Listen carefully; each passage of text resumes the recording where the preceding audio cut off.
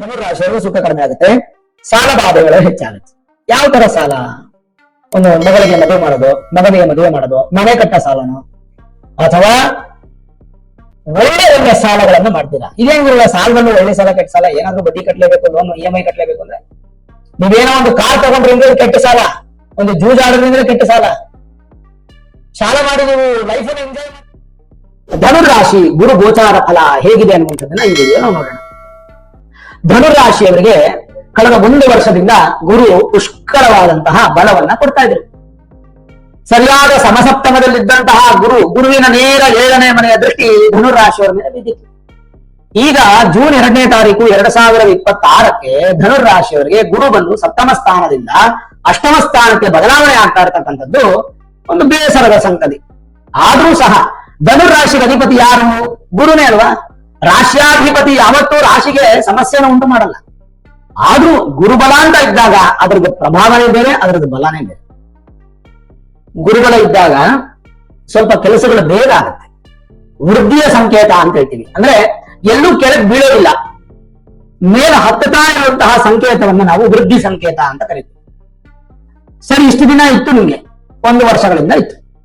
ಈಗ June 2, 2026ರಿಂದ 2027 June 15ನೇ ತಾರೀಕಿನವರೆಗೂ 379 ದಿನಗಳ ಕಾಲ ಧನುರಾಶಿಯವರಿಗೆ ಗುರು ಬಂದು ಅಷ್ಟಮ ಸ್ಥಾನಕ್ಕೆ ಇರ್ತಾರೆ, 8ನೇ ಮನೆಗೆ ಬರ್ತಾರೆ. ಗುರು 8ನೇ ಮನೆಗೆ ಬಂದರೂ ಕೂಡ ಆ 8ನೇ ಮನೆ ಸ್ಥಾನಾಧಿಪತಿ ಯಾರು ಅಂತಂದ್ರೆ ಚಂದ್ರ.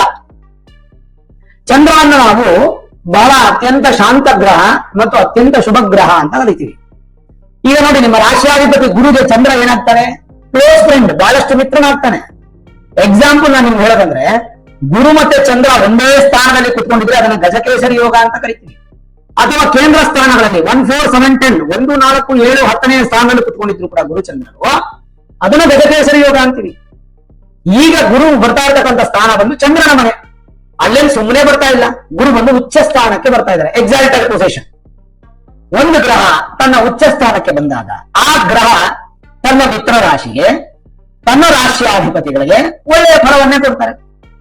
ಹಾಗಾಗಿ ಧನುರಾಶಿಯವರಿಗೆ ಗುರುಬಲ ಹೋದ್ರೂ ಸಹ ಗುರುವಿನ ಒಂದು ಸಮಸ್ಯೆ ಅನ್ನುವಂಥದ್ದು ಬರೋದಿಲ್ಲ. ಅರ್ಥಾತ್ ಒಂದು ಅರ್ಧ ಪಾಲು ಗುರುಬಲ ಹಾಗೆ ಉಳ್ಕೊಂಡಿರುತ್ತೆ ಅಂತ ತಗೊಳ್ಬಹುದು. ಹಾಗಾದ್ರೆ ಈ ಚಂದ್ರ ಮತ್ತೆ ಗುರುವಿನ ಸ್ನೇಹದಿಂದ ನೀವು ಇಷ್ಟು ವರ್ಷ ಅಂದ್ರೆ ಈ 1 ವರ್ಷ ಇದ್ದಂತ ಫಲ ಸಿಗುತ್ತಾ? ಖಂಡಿತ ಇಲ್ಲ. ಇಷ್ಟೊಂದು ವೈಬ್ರೇಷನ್ಸ್ ಪಾಸಿಟಿವ್ ಆಗಿ ಇಲ್ಲದೆ ಹೋಗ್ಬೋದು, ಆದ್ರೆ ಕನಿಷ್ಠ ಪಕ್ಷ 50% ಆದ್ರೂ ನಿಮಗೆ ಆ ಫಲವನ್ನ ಗುರು ಕೊಡ್ತಾನೆ. ಹಾಗಾದ್ರೆ ಕನ್ಫ್ಯೂಷನ್ ಮಾಡಬೇಡಿ, ಗುರುಬಲ ಇದೆಯಾ ಇಲ್ವಾ ಹೇಳ್ಬಿಡಿ ಅಂದ್ರೆ ಖಂಡಿತ ಇಲ್ಲ. ಗುರುಬಲ ಇಲ್ಲದೆ ಇರೋದ್ರಿಂದಾನೇ ನೀವು ಎಲ್ಲಾ ಕಡೆ ಗುರುಶಾಂತಿ ಮಹಾಯಾಗಗಳನ್ನ ಮಾಡ್ತಾ ಇರ್ತಾರೆ. ಆ ಗುರುಶಾಂತಿ ಮಹಾಯಾಗಕ್ಕೆ ಪಾರ್ಟಿಸಿಪೇಟ್ ಮಾಡಿ, ಅದು ತುಂಬಾ ವಿಶೇಷ. ತುಂಬಾ ವಿಷಯಕ್ಕೆ ಬಂದ್ಬೇಡ, ಯಾಕಂದ್ರೆ ಗುರು ಗೋಚಾರ ಫಲದ ವಿಡಿಯೋ ಅಲ್ಲ ಇದು. ವಿಷಯಕ್ಕೆ ಏನು ಅಂತಂದ್ರೆ, ಅಷ್ಟಮ ಸ್ಥಾನದಲ್ಲಿ ಗುರು ಇದ್ರೆ ಏನ್ ಫಲ ಅನ್ನುವಂಥದ್ದನ್ನ ಬಹಳ ಕ್ಲಿಯರ್ ಆಗಿ ಹೇಳುತ್ತೆ. ಏನು? ಪೂರ್ವಂ ಜೀವಯಾತ್ರಾ ಚ ದ್ವೇ ಶಾಸ್ತ್ರೇಸ್ಮಿನ್ ಶಾಸ್ತ್ರೇ ಪ್ರಯೋಜನೆ ಕೋವತ್ತ ತಾರತಮ್ಯಸ್ಥ ತನೇಕಂ ವೇದ ಸಂವಿನ ಅನ್ನುವಂತಹ ಶ್ಲೋಕ. ಇದರ ಫಲ ಏನ್ ಹೇಳುತ್ತೆ? ಅಷ್ಟಮ ಸ್ಥಾನದಲ್ಲಿ ಗುರು ಇದ್ದಾಗ ನೋಡಿ, ಜನ್ಮಾಷ್ಟಮ ಆದ್ರೆ ಬೇರೆ ಫಲ, ಗೋಚಾರಾಷ್ಟಮ ಆದ್ರೆ ಬೇರೆ ಫಲ. ಈಗ ಎಕ್ಸಾಂಪಲ್ ನಾನು ಹೇಳ, ಅಕಸ್ಮಾತ್ ಗುರು 8ನೇ ಮನೆಯಲ್ಲಿದ್ದು ನಿಮಗೆ ಎಕ್ಸಾಂಪಲ್ ಒಂದು 8ನೇ ಮನೆ ಅನ್ನೋದು ಪಾಪಸ್ಥಾನ. ಪಾಪಸ್ಥಾನದಲ್ಲಿ ನಿಮಗೆ ಗುರು ಕೂತ್ಕೊಂಡ್ರೆ ಖಂಡಿತ ಶುಭ ಫಲ ಕೊಡಲ್ಲ. ಆದ್ರೂ ಸಹ ಇದು ಶುಭ ಸ್ಥಾನ ಆದ್ರಿಂದ ಫಲ ಕೊಡ್ತಾರೆ. ಅದರಲ್ಲಿ ಉಚ್ಚ ಸ್ಥಾನ ಏನ್ ಹೇಳುತ್ತೆ? ಅಷ್ಟಮ ಸ್ಥಾನದಲ್ಲಿ ವಿಶೇಷವಾದಂತಹ ಅಭಿವೃದ್ಧಿ ಕೊಡುವಂತಹ ಸ್ಥಾನದಲ್ಲಿ ಗುರು ಕೂತ್ಕೊಂಡಿದ್ದಾರೆ. ಸ್ವಲ್ಪ ಸುಖ ಕಡಿಮೆ ಆಗುತ್ತೆ, ಧನುರಾಶಿಯವರು ಸುಖ ಕಡಿಮೆ ಆಗುತ್ತೆ, ಸಾಲ ಬಾಧೆಗಳು ಹೆಚ್ಚಾಗುತ್ತೆ. ಯಾವ ತರ ಸಾಲ? ಒಂದು ಮಗಳಿಗೆ ಮದುವೆ ಮಾಡೋದು, ಮಗನಿಗೆ ಮದುವೆ ಮಾಡೋದು, ಮನೆ ಕಟ್ಟ ಸಾಲನು, ಅಥವಾ ಒಳ್ಳೆ ಒಳ್ಳೆ ಸಾಲಗಳನ್ನು ಮಾಡ್ತೀರಾ. ಇದೇನಿಲ್ಲ, ಸಾಲದಲ್ಲೂ ಒಳ್ಳೆ ಸಾಲ ಕೆಟ್ಟ ಸಾಲ, ಏನಾದ್ರೂ ಬಡ್ಡಿ ಕಟ್ಟಲೇಬೇಕು, ಲೋನ್ EMI ಕಟ್ಟಲೇಬೇಕು ಅಂದ್ರೆ, ನೀವೇನೋ ಒಂದು ಕಾರ್ ತಗೊಂಡ್ರಿ ಅಂದ್ರೆ ಕೆಟ್ಟ ಸಾಲ, ಒಂದು ಜೂಜಾಡಿದ್ರಿ ಅಂದ್ರೆ ಕೆಟ್ಟ ಸಾಲ. ಸಾಲ ಮಾಡಿ ನೀವು ಲೈಫ್ ಅನ್ನು ಎಂಜಾಯ್ ಮಾಡ್ತೀರಿ ಅಂದ್ರೆ ಅದು ಕೆಟ್ಟದ್ದು. ಹಾಗಂತಿಲ್ಲ, ಒಂದು ಉದ್ದೇಶ, ಸದುದ್ದೇಶ ಇದ್ದು ನಾನು ಹೇಳಿದ್ರೆ ಮನೆ ಕಟ್ಟೋದು, ಮಗಳಿಗೆ ಮದುವೆ ಮಾಡೋದು, ವಿದ್ಯಾಭ್ಯಾಸಕ್ಕೆ ಸಾಲ ಮಾಡೋದು ಯಾವುದೇ ಕಾರಣಕ್ಕೂ ತಪ್ಪಿಲ್ಲ, ಅದು ಕರ್ತವ್ಯ ಅಂತ ಹೇಳ್ತೀನಿ ನಾನು. ಅಂತಹ ಸಾಲಗಳನ್ನ ಧನುರಾಶಿಯವರು ಈ ವರ್ಷ ಜಾಸ್ತಿ ಮಾಡ್ತಾರೆ. ಮೇಲಾಗಿ ಸ್ವಲ್ಪ ಕಫ ಪ್ರಕೃತಿ ಜಾಸ್ತಿ ಆಗಿ lungs, air pipe, food pipe, water pipe, ಗಂಟ್ಲಿನ ಸಮಸ್ಯೆ, ಮೂಗಿನ ಸಮಸ್ಯೆ, ENT ಪ್ರಾಬ್ಲಮ್ಸ್, ಜೀರ್ಣಕ್ರಿಯೆ ತೊಂದರೆ, ಇದೆಲ್ಲವೂ ಕೂಡ 8ನೇ ಮನೆಯಲ್ಲಿ ಗುರು ಇದ್ದಾಗ ಅಪ್ಲಿಕೇಬಲ್ ಆಗುವಂಥದ್ದು. ತಾತ್ಪರ್ಯ ಚಂದ್ರಿಕೆ ಅನ್ನುವಂತ ಗ್ರಂಥದಲ್ಲಿ ಹೇಳುತ್ತೆ 8ನೇ ಮನೆಯಲ್ಲಿ ಗುರುವಿದ್ರೆ ದೀರ್ಘಾಯುಷ್ಯ ಯೋಗ ಅಂತ. ಅದರ ಜೊತೆಗೆ ಸ್ವಲ್ಪ ನಿಮ್ಮನ್ನ ಹಿಂಸೆ ಮಾಡುವಂತ ಜನ ಜಾಸ್ತಿ ಇರ್ತಾರೆ. ನಿಮ್ಮ ಅಭಿವೃದ್ಧಿಯನ್ನು ನೋಡ್ಕೊಂಡು ಸಿಕ್ಕಾಪಟ್ಟೆ ಜನ ನಿಮಗೆ ಕಣ್ದೃಷ್ಟಿ ಹಾಕುವಂತವ್ರು ಜಾಸ್ತಿ ಇರ್ತಾರೆ. ಕೆಟ್ಟ ಕೆಟ್ಟ ಅಭ್ಯಾಸಗಳನ್ನ ಕಲ್ತ್ಕೊಳ್ಳೋ ಸಾಧ್ಯತೆ ಇರುತ್ತೆ. ಹೋಗ್ಬೇಡಿ, ಏನೋ ಒಂದು ಸಿಗರೇಟ್ ಸೇದ್ಬೇಡ, ಒಂದು ಡ್ರಿಂಕ್ಸ್ ಮಾಡ್ಬೇಡ, ಈ ತರದ ಹವ್ಯಾಸಗಳನ್ನ ಮಾಡ್ಕೋಬೇಡಿ. ಈ ತರದ ಹವ್ಯಾಸಗಳನ್ನ ಕ್ರಮೇಣ ಬಿಡ್ತಾ ಬನ್ನಿ. ನಿಮ್ಮ ಆರೋಗ್ಯ ನಿಮ್ಮ ಕುಟುಂಬಕ್ಕೆ ಬಹಳ ಮುಖ್ಯ. ಜೊತೆ ಏನಪ್ಪಾ ಅಂದ್ರೆ ಯಾವುದೇ ಒಂದು ಬ್ಯಾಂಕಿನ ವ್ಯವಹಾರ, ಚೆಕ್ ಸಿಗ್ನೇಚರ್, ಹಣ ಕೊಡೋದು ತಗೊಳ್ಳೋದು, ಒಂದು ಶ್ಯೂರಿಟಿ ಹಾಕೋದು, ಒಂದು ಪೇಪರ್, ಈ ತರದೆಲ್ಲಾ ವಿಚಾರದಲ್ಲೂ ಕೂಡ ಬಹಳ ಜಾಗ್ರತೆ ಇದ್ದೀರಿ. ಸುಮ್ಮನೆ ಏನೋ ಏಕದಮ್ ಎಲ್ಲವನ್ನ ಕೂಡ ನೀವು ಮೂಢನಂಬಿಕೆಯಾಗಿ ನಂಬಿ ಮೋಸ ಹೋಗ್ಬೇಡಿ. ಯಾಕಂದ್ರೆ ಮೋಸ ಹೋಗುವಂತಹ ಸಾಧ್ಯತೆಗಳು ಹೆಚ್ಚಾಗಿರುತ್ತೆ. ತನ್ನ ಮೂಲಕ ಮಾನಸಿಕ ಸ್ಥಿರತೆ ಅನ್ನುವಂಥದ್ದು ದೂರ ಆಗುತ್ತೆ. ಇನ್ನು ನಿಮ್ಮ ರಾಶಿಯಾಧಿಪತಿ ಆಗಿರ್ತಕ್ಕಂಥ ಗುರು ಅಷ್ಟಮದಲ್ಲಿದ್ದಾಗ ಏನು ಫಲ ಅದನ್ನು ತಿಳಿಸ್ತೀನಿ ನಾನು. ರಾಶಿಯಾಧಿಪತಿ ಅಷ್ಟಮದಲ್ಲಿದ್ದರೆ ಸಿದ್ಧ ವಿದ್ಯಾ ವಿಶಾರದ ಅಂತ ಹೇಳುತ್ತೆ ಸ್ತೋತ್ರ. ಎನ್ನುವಂತೆ ಮಂತ್ರ ಸಿದ್ಧಿ, ವಿದ್ಯಾ ವಿಶಾರದ ಆಗೋರು ವಿದ್ಯೆ ಮಾತ್ರ ಬಹಳ ಸಪೋರ್ಟ್ ಮಾಡ್ತಾರೆ ಧನುರಾಶಿಯವರಿಗೆ. ಅದು ಅಪ್ ಟು SSLC ಇರ್ಬೋದು, after SSLC first PUC second PUC single degree ಇರ್ಬೋದು, ಅಥವಾ ಪೋಸ್ಟ್ ಗ್ರಾಜುಯೇಷನ್ ಅಥವಾ MD ಇರ್ಬೋದು, ಅಥವಾ ಪೋಸ್ಟ್ ಡಾಟ್ PhD ಇರ್ಬೋದು, ಅಥವಾ ವಿದೇಶದಲ್ಲಿ ವಿದ್ಯಾಭ್ಯಾಸ ಮಾಡುವಂತದ್ದು ಇರ್ಬೋದು. ಯಾವುದೇ ವಿದ್ಯಾಭ್ಯಾಸ ತಗೊಳ್ಳಿ, ಪುಸ್ತಕದ ವಿದ್ಯೆ ಮಾತ್ರ ಅಲ್ಲ, ಧಾರ್ಮಿಕ ವಿದ್ಯೆ, ವೇದಶಾಸ್ತ್ರ ಜ್ಞಾನ, ಯೋಗ ವಿದ್ಯೆ, ಸಿದ್ಧ ವಿದ್ಯೆ, ಮಂತ್ರ ವಿದ್ಯೆ, ಧನುರ್ವಿದ್ಯೆ, ವೈದ್ಯ ವಿದ್ಯೆ, ಹೀಗೆ ಎಲ್ಲಾ ವಿದ್ಯೆಯನ್ನು ಸಪೋರ್ಟ್ ಮಾಡ್ತಾರೆ. ಮಾನಸ ಸಾಗರ ಎನ್ನುವಂತ ಗ್ರಂಥದಲ್ಲಿ ಬಹಳ ಸ್ಪಷ್ಟವಾಗಿರುತ್ತೆ. ದೀರ್ಘಾಯುಷ್ಯ, ಧನ ಅಭಿವೃದ್ಧಿ, ದುಡುಕುತನದ ಸ್ವಭಾವ ಹೆಚ್ಚಿರುತ್ತೆ, ಜಾಗ್ರತೆ ಇರಬೇಕು. ಸ್ವಲ್ಪ ರೋಗಗ್ರಸ್ತರಾಗ್ತೀರ, ಆರೋಗ್ಯದ ಕಡೆ ಗಮನ ಇರಬೇಕು. ಯಾವುದೇ ಕಾರಣಕ್ಕೂ ಮೂರ್ಖತನವನ್ನ ನೀವು ತೋರಿಸಬಾರದು. ಮೂರ್ಖತನ ಅಂದ್ರೆ ಏನ್ ಗೊತ್ತಾ? ಗೊತ್ತಿದ್ದು ಅಳುಗಳು ಬಿಡೋದು, ಅದನ್ನ ತೋರಿಸಬಾರದು. ಅದೆಲ್ಲ ಜಾಗೃತ ಅವಸ್ಥೆಯಿಂದ ನೀವು ನೋಡ್ಕೊಳ್ಬೇಕು. ಇದಲ್ಲದೆ ಚತುರ್ಥಾಧಿಪತಿ ಅವರು ಅಷ್ಟಮ ಸ್ಥಾನ. ಚತುರ್ಥಾಧಿಪತಿ ಅಷ್ಟಮ ಸ್ಥಾನದಲ್ಲಿದ್ರೆ ಏನ್ ಫಲ ಅದನ್ನು ನಾನು ತಿಳಿಸ್ತೀನಿ ನಿಮಗೆ. ಸಾಧಾರಣವಾಗಿ ಚತುರ್ಥ ಸ್ಥಾನ ಅನ್ನುವಂಥದ್ದು ಸುಖ ಸ್ಥಾನ, ಮಾತೃಸ್ಥಾನ, ವಾಹನ ಸ್ಥಾನ ಅಂತ ಹೇಳ್ತೀವಿ.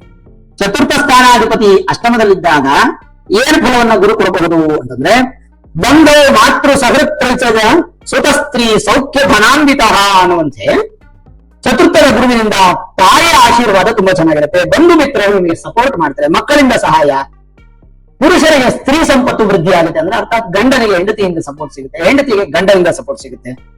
ಬೃಹಜ್ಜಾತಕ ಅವರಶಾಸ್ತ್ರ ಹೇಳುತ್ತೆ ಚತುರ್ಥ ಕೇಂದ್ರದ ಗುರು ಅಲ್ಲಿಂದ ನಿಮಗೆ ಚತುರ್ಥ ಸ್ಥಾನಾಧಿಪತಿ ಅಷ್ಟಮಕ್ಕೆ ಬಂದಾಗ ಅದು ಕೂಡ ನಿಮಗೆ ವಿಶೇಷವಾದಂತಹ ಫಲ ಸಿಗುತ್ತೆ. ಹೇಗೆ?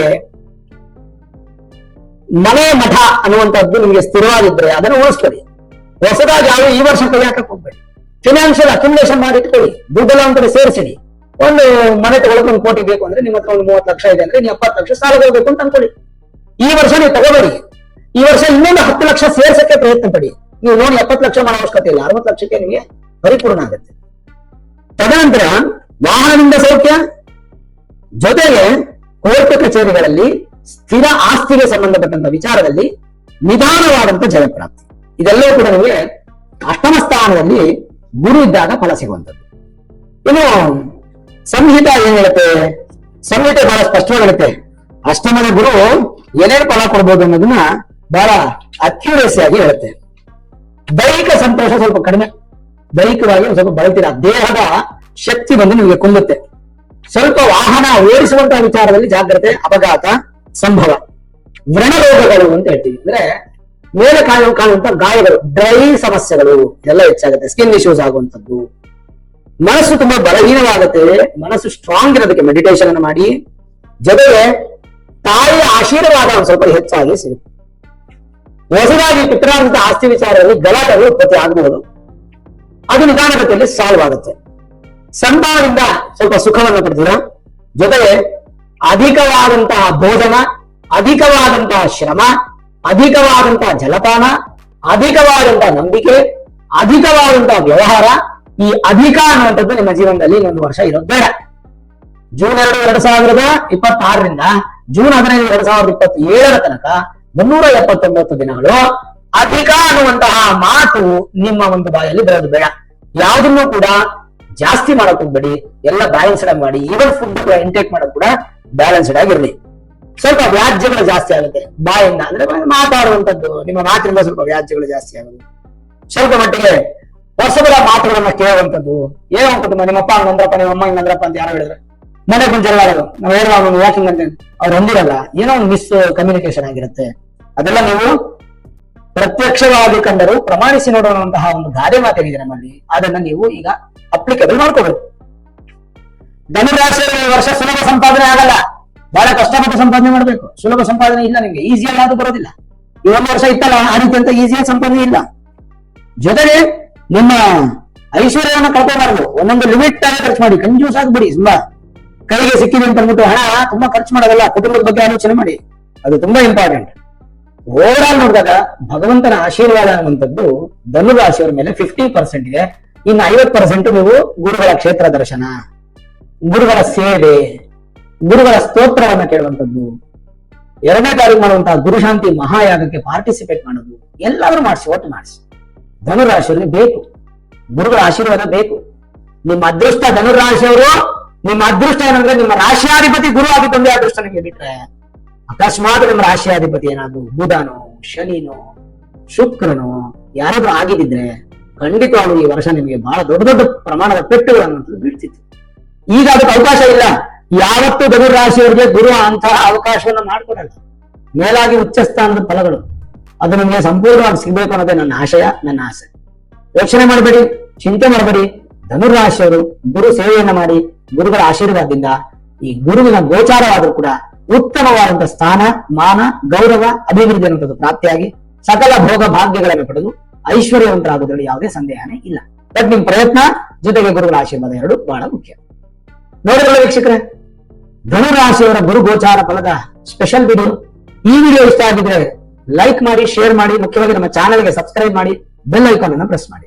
ಸರ್ವೇ ಜನಾಃ ಸುಖಿನೋ ಭವಂತು, ಸಮಸ್ತ ಸನ್ಮಂಗಲ ನಿಭವಂತು.